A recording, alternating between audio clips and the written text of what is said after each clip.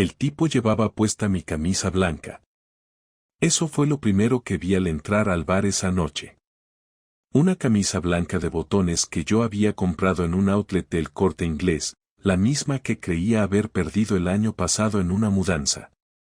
Pensé que me estaba volviendo loco. Me acerqué un poco más. No podía ver bien su cara, pero su silueta me resultaba familiar, y no de una forma agradable. Estaba en una mesa del fondo, con alguien más. Entonces ella se rió. Laura. Mi mujer. Su risa me atravesó como una jeringuilla mal puesta. La había escuchado 1000 veces antes, pero esa noche sonó diferente. Liviana. Cómplice. Esa risa que me reservaba solo a mí cuando estábamos borrachos y felices en vacaciones o en casa un domingo por la mañana. Pero no estaba borracha, ni feliz. Estaba inclinada hacia él, con la mano en su antebrazo, y él tenía puesta mi maldita camisa. No sabía qué hacía yo allí. Había salido solo a tomar algo, necesitaba aire. Era jueves, 7 de la tarde, y Laura se suponía que estaba en casa con dolor de cabeza. Me había dicho por WhatsApp que no se encontraba bien, que se iba a acostar temprano. Y ahí estaba, echada hacia adelante con ese tipo, compartiendo una cerveza y un secreto que no era mío. No fui a saludar. No fui a pedir explicaciones. No hice nada. Me senté en la barra, a unos metros, y observé. Me pedí un whisky solo, que no suelo beber, pero necesitaba algo que ardiera más que la rabia que me recorría las tripas. Ella no me vio. El bar estaba lleno, la música alta, la luz tenue. Me volví invisible. Como siempre, pensé. Invisible cuando me hablaba sin escucharme, invisible cuando fingía que todo estaba bien, invisible cuando la besaba y ella solo cerraba los ojos para no ver. Pasaron 35 minutos. Sí, los conté. Ella se levantó para ir al baño, y él se quedó revisando su móvil. En ese momento vi algo que me revolvió aún más. En su pantalla, mientras escribía, vi cómo aparecía la notificación de un mensaje. No sé si fue por la luz, el ángulo o mi suerte, pero leí claramente el nombre del contacto. Laura Corazón Rojo. No necesitaba ver nada más. No era el típico tenemos que hablar, ni el encontré algo raro en su móvil. Fue más crudo. Más real. Vi a mi mujer reírse como una adolescente con un hombre que usaba mi ropa y tenía su corazón guardado en WhatsApp. Y así empezó todo. No dormí esa noche. Me quedé sentado en el coche frente al portal de casa con el motor apagado, mirando fijamente al parabrisas como si eso me fuese a dar las respuestas. Tenía el volante entre las manos pero no recuerdo haberlo tocado, simplemente estaba ahí, con los nudillos blancos y la mandíbula apretada, tragando en seco cada vez que las imágenes del bar volvían a mi cabeza. Cada movimiento de ella, cada sonrisa que le lanzó a ese tipo, cada gesto de complicidad que ya no tenía conmigo, me taladraba por dentro como un martillo neumático.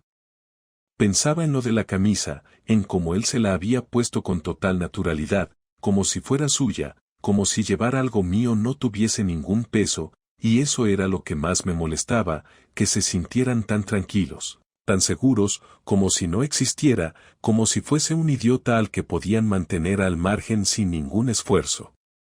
No me dolía solo el engaño, me dolía la falta de miedo. Volví a casa a las 3:00 de la madrugada, sin hacer ruido, sin encender luces.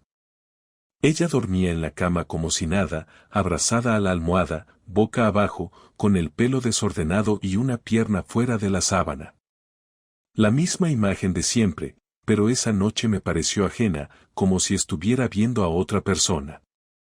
La observé durante varios minutos, esperando algo, una señal, un gesto, incluso una mentira, algo que me indicara que no estaba loco, pero no hubo nada. Se giró levemente, murmuró algo que no entendí y volvió a dormirse. Me fui al sofá sin pensar demasiado. No quería compartir espacio con alguien que ya había compartido el cuerpo con otro. Al día siguiente, intenté actuar con normalidad. Me levanté temprano, preparé café, y cuando ella entró en la cocina con cara de recién despierta, le pregunté si se sentía mejor. Me dijo que sí, que solo había sido un dolor de cabeza fuerte. No me miraba a los ojos, pero tampoco evitaba mi mirada.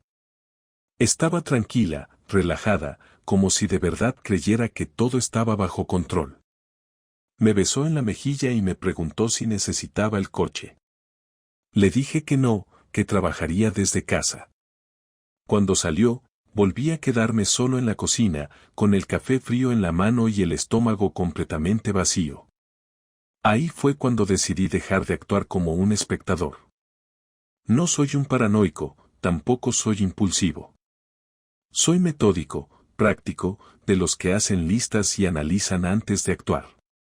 Si había una mínima posibilidad de que lo que vi fuera malinterpretado, tenía que estar seguro de que no era yo el que estaba exagerando. Empecé por lo básico. Abrí el armario y revisé la ropa. Faltaba la camisa blanca. No era una prueba concluyente, pero sí un indicio claro. Luego revisé los recibos del banco y encontré cargos recientes en bares y restaurantes en días en los que ella decía estar trabajando horas extra. Revisé el calendario compartido que casi nunca usábamos y encontré una notita aislada en uno de los viernes, reunión externa 17:30. No tenía sentido. Ella no tenía reuniones externas, todo era online desde hace meses. Seguí atando cabos. Lo siguiente fue algo más retorcido. Teníamos una cámara pequeña en el salón, de esas que compramos cuando mis padres venían a cuidar a los gatos y queríamos ver si todo estaba en orden. Ella no sabía que aún funcionaba, porque la había desconectado del router, pero yo la reactivé hace un par de semanas para probar una nueva app. Revisé las grabaciones. No fue necesario ver mucho. 2 días antes, a eso de las 6 de la tarde, el tipo entraba por la puerta principal. No era la primera vez, porque sabía perfectamente dónde dejar la chaqueta y se movía por la casa como si fuese suya. No hubo besos, ni toqueteos, al menos no en la parte grabada, pero no necesitaba ver más. Se sentaron en el sofá, charlaron un rato y luego ella lo llevó a la habitación. Fin de la grabación. La cámara solo cubría el salón. Me quedé en silencio durante varios minutos. No apagué la pantalla, no hice ningún gesto dramático, no grité. Solo apreté los dientes hasta sentir dolor en las encías. No entendía cómo habíamos llegado a esto. No hace tanto hacíamos planes para el verano, hablábamos de reformar la cocina, de comprarnos una cafetera nueva, cosas normales. Y ahora estaba mirando un video de un desconocido entrando en mi casa, usando mi ropa, sentándose en mi sofá y follándose a mi mujer en la habitación de ambos. Porque no había que ser muy listo para saber qué pasaba una vez cruzaban ese pasillo. Lo más jodido no era lo que hacían, sino cómo lo hacían. Sin urgencia, sin culpa. Como si llevaran tiempo. Como si ya no importara nada. Y eso fue lo que más me destrozó, que parecían 2 personas tranquilas, que ya tenían todo resuelto. Yo era el único que no se había enterado. Yo era el último en saberlo. Y ese pensamiento me hervía la sangre más que cualquier escena explícita. El desinterés. La ausencia total de miedo a ser descubiertos. La seguridad de que yo no representaba ninguna amenaza. Cuando ella volvió esa tarde, me encontró viendo una serie en el salón. Me besó en la cabeza, se quitó los zapatos y se fue a duchar. Me pidió que le preparara una infusión mientras tanto. Lo hice sin decir una palabra. Mientras calentaba el agua, pensaba en cada detalle, en cada gesto que había visto en el video. No iba a decir nada esa noche. No iba a estallar. No iba a preguntarle quién es ese. Ya no me interesaba quién era él. Quería saber quién era ella. Y eso era lo que más me asustaba. Que ya no la reconocía. Que tal vez nunca la conocí. No fue planeado. No tenía ningún discurso preparado ni una estrategia pensada. Simplemente llegó el momento. Esa tarde, mientras comíamos una pizza congelada que ella misma había metido al horno sin mucho interés, me miró con una tranquilidad que me pareció ofensiva. Me preguntó si estaba todo bien, con la boca medio llena, como si no notara que llevaba 3 días sin tocarla, sin besarla, sin responder a sus mensajes con más de 2 palabras. Le dije que sí, que todo bien. Ella siguió comiendo, bebió un poco de Coca-Cola y preguntó si quería ver algo en Netflix después. Entonces dejé el tenedor sobre el plato, me limpié las manos con la servilleta de papel y la miré a los ojos. ¿Quién es el tipo que vino el martes a casa a las 6? No lo esperó. Parpadeó 2 veces y bajó la mirada al plato. No dijo nada. Pasaron unos segundos. Volvió a levantar la vista, frunció el ceño, como si no entendiera bien la pregunta. ¿Qué estás diciendo? Estoy diciendo que vi el video de la cámara del salón. Entró, se quitó la chaqueta, se sentó en el sofá, hablaron, y luego lo llevaste al dormitorio. No me vengas con que es un amigo, ni que fue algo inocente, ni que estás confundida. Quiero que me lo digas ahora, sin rodeos. Ella tragó saliva, apoyó los codos en la mesa y se quedó quieta, como si pensara cuál era la mejor forma de continuar, pero sin encontrarla. Se llevó una mano a la cara, se tapó los ojos y respiró hondo. Cuando volvió a mirarme, su voz salió baja, casi apagada. No quería que te enteraras así. ¿Cómo querías que me enterara entonces? ¿En la cena de Navidad, con todos tus amigos? ¿O cuando él se mudara definitivamente y yo tuviera que buscarme un hostal? No seas sarcástico, por favor, no estoy bien. Tú no estás bien. Ya. ¿Y yo qué estoy, Laura? Ella se levantó de la mesa, empezó a caminar por el salón, nerviosa, con las manos en la cintura. Me pidió que no gritara. Yo no estaba gritando, ni siquiera había subido el tono, pero le molestaba que hablara sin perder la calma. Le molestaba que la confrontara sin romperme. Como si eso le hiciera más difícil justificarse. No es lo que piensas, David. No empezó así. ¿Y cómo empezó? ¿Con una camisa mía y una cerveza en mi sofá? Empezó con una conversación. Solo hablábamos. Nos entendíamos. Me sentía escuchada, sentía que alguien realmente se interesaba en lo que tenía que decir. ¿Y yo qué soy? ¿Un maldito holograma? No. No es eso. Es solo que contigo, todo se volvió rutina. Todo era lo mismo. Las mismas preguntas, las mismas respuestas.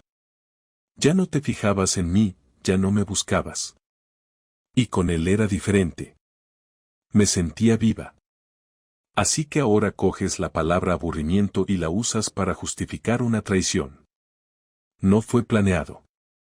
No fue buscado. Simplemente pasó. Me dejé llevar. ¿Y cuántas veces te dejaste llevar? No quiero hablar de eso. No me importa lo que quieras. ¿Cuántas veces? Varias. No dijo más. No pidió perdón. No intentó abrazarme. No lloró. Solo se quedó ahí parada, esperando que yo dijera algo, que tomara la decisión por los dos. Ella ya lo había hecho, pero no se atrevía a cargar con las consecuencias. Quería que yo me derrumbara, que gritara, que rompiera algo, para después poder decir que yo era violento, que no se sentía segura, que ella solo buscaba paz. Pero no le iba a dar eso. Le di silencio. Me levanté, recogí mi plato, lo dejé en el fregadero y me quedé allí unos segundos, dándole la espalda. Escuchaba su respiración, rápida, irregular, como si le costara mantenerse en pie. ¿Quién es? Pregunté sin girarme. No importa quién es. Para mí sí. Es alguien del trabajo. Pero no quiero darte su nombre. No lo conoces, no significa nada para ti. Significa bastante si estuvo en mi cama. Ya no lo está. Terminó. ¿Terminó antes o después de que lo viera en la cámara? Silencio. Eso pensé. David, no quiero que esto se convierta en un drama. No quiero que empecemos con amenazas ni venganzas. Sé que lo hice mal. Lo sé. Pero tampoco quiero destruirlo todo. ¿Tampoco? Tú ya lo hiciste. Me giré y la miré. No vi arrepentimiento. Vi miedo. Miedo a perder su estabilidad, miedo a que la jugada no le saliera como esperaba. No tenía miedo de perderme, tenía miedo de quedarse sola. Eso es lo que me dio más rabia. Que después de todo, ni siquiera yo era el centro de su conflicto. Lo era ella misma, su comodidad, su imagen, su tranquilidad. Yo solo era un daño colateral. ¿Y ahora qué? Preguntó ella, casi en un susurro. Ahora nada. Sigue comiendo tu pizza. Me fui al dormitorio, cerré la puerta y me senté en la cama. No para pensar, no para llorar. Ya no había más pensamiento ni lágrimas. Solo una certeza, no quería volver a mirarla con los mismos ojos nunca más. Al día siguiente ella se levantó como si nada, se duchó, se vistió, se preparó un café y salió por la puerta como si no hubiera confesado haber destrozado nuestra relación. No intentó retomar la conversación, no me pidió que habláramos más, no mostró interés en reparar nada. Esa fue la primera señal clara de que no tenía intención de arreglar las cosas, solo de suavizar su salida, de mantener el control del daño. Yo la observé en silencio desde la cocina, con la taza en la mano, mientras se despedía con un gesto seco y forzado. En ese momento, me quedó claro que no iba a dejarle el camino limpio.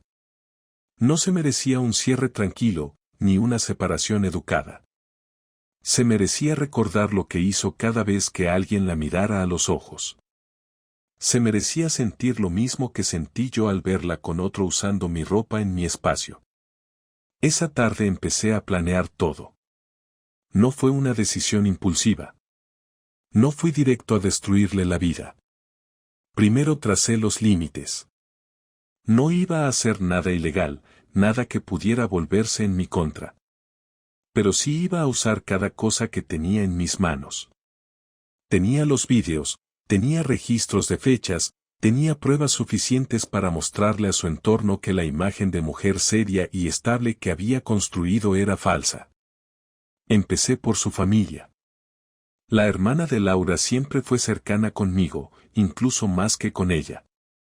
Me bastó una llamada corta y decirle que necesitaba que viniera a casa. Le enseñé las grabaciones, le conté todo con detalles, sin añadir dramatismo ni exageraciones. Su cara fue suficiente. No hizo preguntas, no pidió aclaraciones. Solo se quedó en silencio, mirando la pantalla, y al terminar el video me preguntó qué pensaba hacer. Le dije que aún no lo sabía, pero que ella merecía saberlo. Su hermana no defendió a nadie. Solo dijo que Laura llevaba meses rara, distante, y que algo se olía, pero no imaginaba que era esto. Después vino el trabajo. Me aseguré de averiguar quién era el tipo. Usé una de las conversaciones grabadas, donde ella mencionaba su nombre en voz baja. Crucé ese nombre con su empresa en LinkedIn y encontré al imbécil.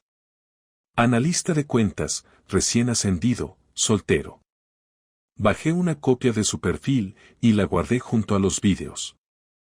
No me interesaba hacerle daño a él, pero si su nombre salía salpicado, no me iba a detener.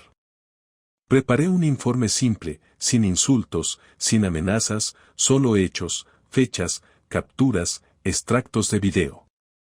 Lo imprimí, lo encuaderné y lo titulé con su nombre completo. Lo envié por correo postal a la Dirección de Recursos Humanos de la empresa de Laura, sin remitente. No sé si hicieron algo, no me interesa, pero esa carta iba a flotar por su entorno profesional como una sombra durante semanas. Después contacté a 2 de sus amigas más cercanas. No era por venganza pura, era porque sabía que ellas le importaban, y sabía que prefería que ellas la vieran como víctima. No les conté nada directamente. Les mandé el video. Ninguna respondió. Pero vi que las dejó de seguir en Instagram 2 días después. Y luego, esa misma noche, escuché una discusión suya por teléfono, encerrada en el baño, diciendo que no era lo que parecía, que las cosas eran más complicadas, que no tenían derecho a juzgarla. Me senté en el sofá y sonreí. No por gusto, sino por justicia. Ella había construido una mentira, yo solo había levantado la cortina. Una semana después, le pedí que saliéramos a cenar. Me dijo que sí, sorprendida, probablemente creyendo que estaba listo para hablar como adultos civilizados. Fuimos a un sitio del centro, uno donde habíamos estado muchas veces antes, un sitio donde la gente nos conocía.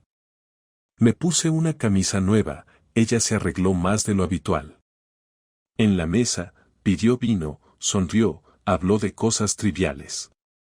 Esperó todo el tiempo a que yo sacara el tema. Lo hice cuando llegó el postre. Ya envié todo, dije sin rodeos. A tu hermana, a tu empresa, a tus amigas. Ella se quedó congelada. Bajó la copa, me miró sin entender. ¿Todo qué? Los vídeos. Las pruebas. Lo que hiciste. No hay nada más que decir. ¿Estás loco? Me susurró, intentando mantener la compostura.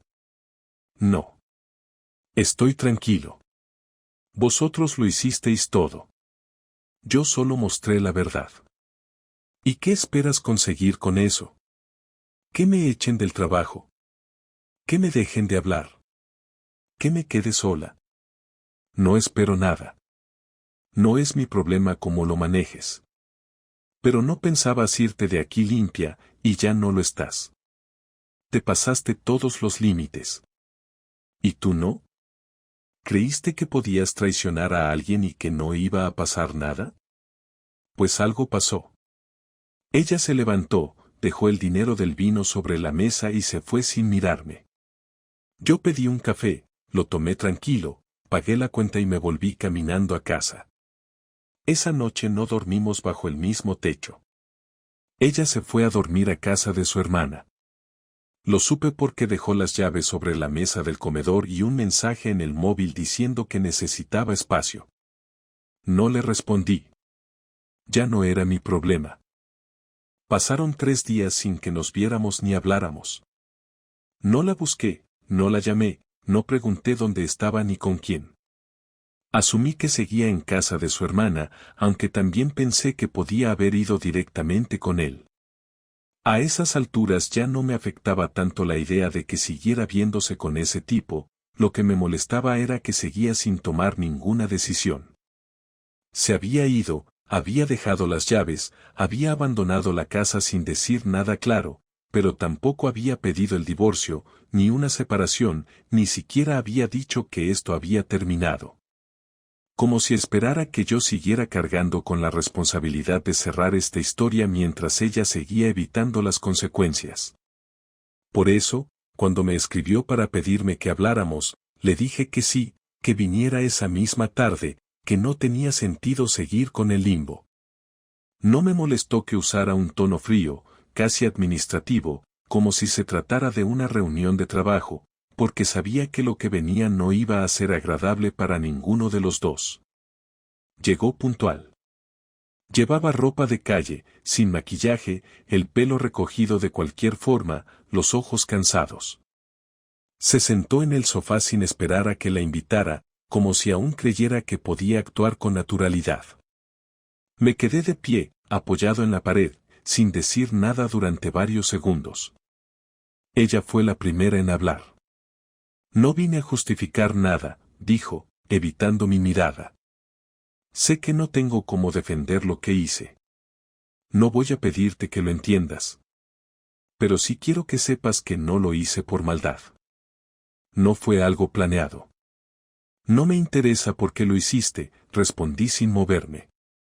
Ya no. Me interesa qué vas a hacer ahora. Porque tú empezaste esto, pero no has hecho nada más. No dijiste si te vas, si quieres quedarte, si vas a seguir con él, si quieres separarte, si vas a dejar todo como está. Solo esperaste que yo reaccionara para ver qué hacías después. Y no pienso seguir cargando con eso. Ella se quedó en silencio unos segundos más. Luego se inclinó hacia adelante, con los codos en las rodillas, mirando al suelo. No sé qué quiero. Sé que suena cobarde, pero es la verdad. Todo se me fue de las manos.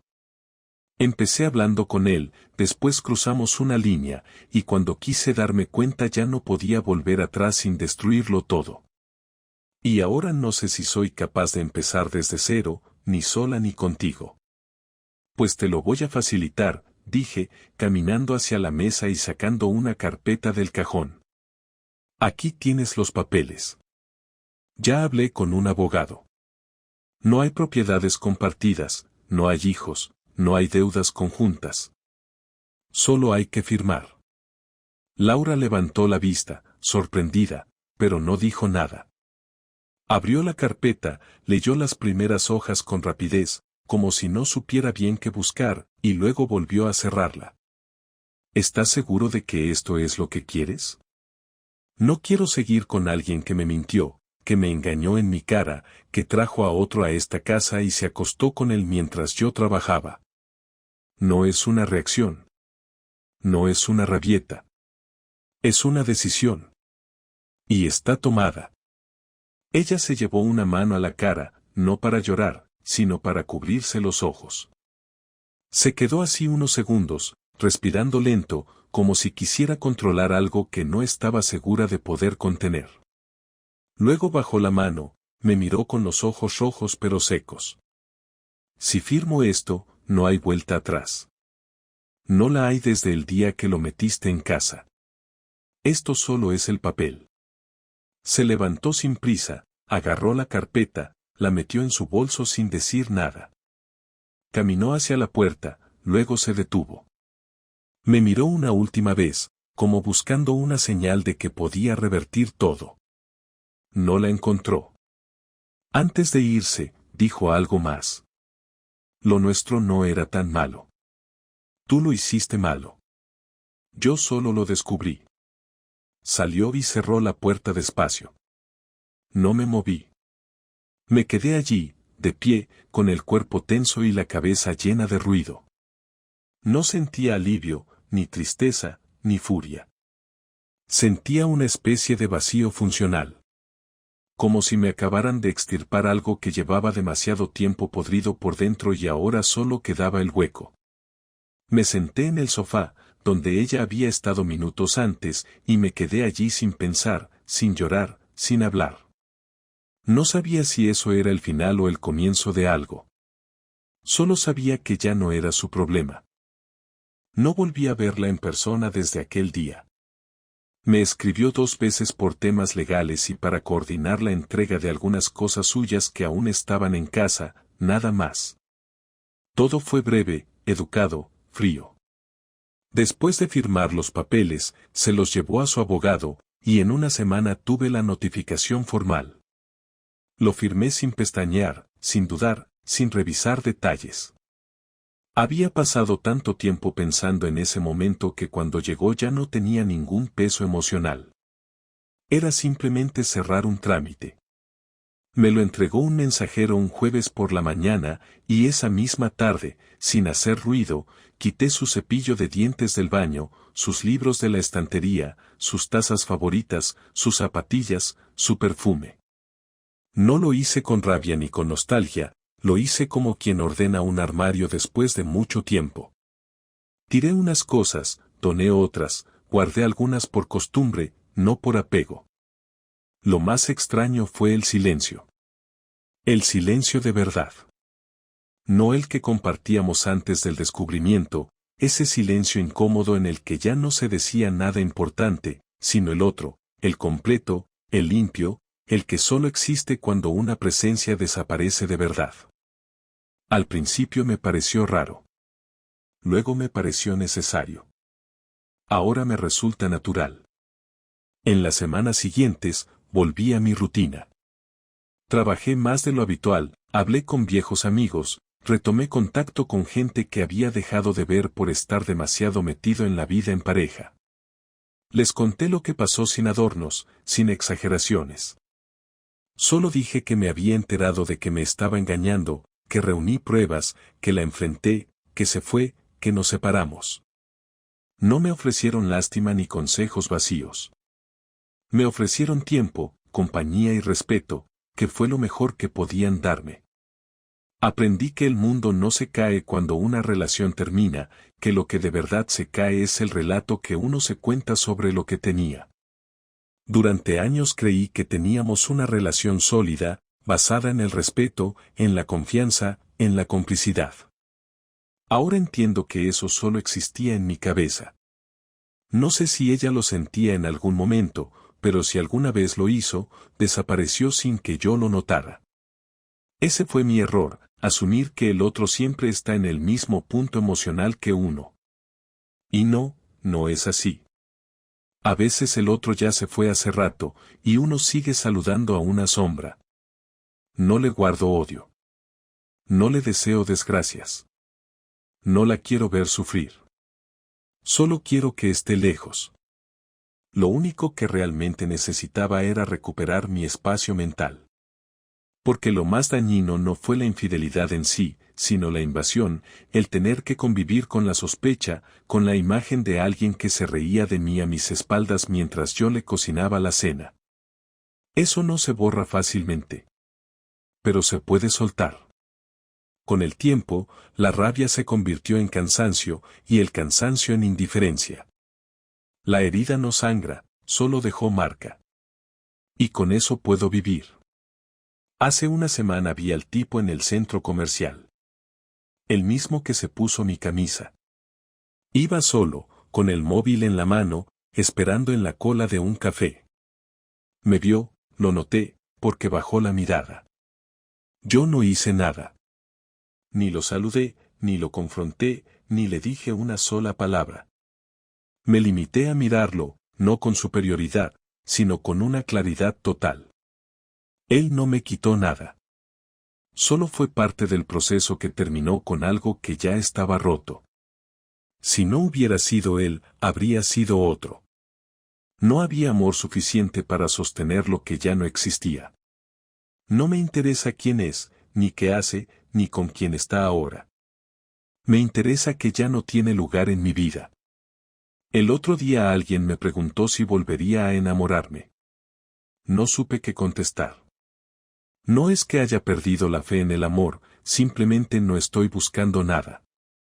No tengo necesidad de llenar el hueco con otra persona. Estoy bien conmigo. Descubrí que me gusta estar solo. Que puedo cocinar solo, dormir solo, viajar solo, ver una serie sin preguntar si a alguien más le apetece verla. Tal vez algún día aparezca alguien. Tal vez no. Pero si vuelve a pasar, no será para completar algo que me falta, sino para sumar a lo que ya soy. Ahora duermo bien. Me levanto tranquilo. No reviso móviles, no sospecho, no imagino escenarios oscuros. Tengo mi casa en orden, mi cabeza más o menos también. Me doy el lujo de no estar en guerra con nadie. Y eso, después de todo lo que pasó, es más de lo que esperaba. La historia se terminó. No como hubiera querido, pero tampoco como hubiera temido. Se terminó y ya está. Y a veces, eso es suficiente.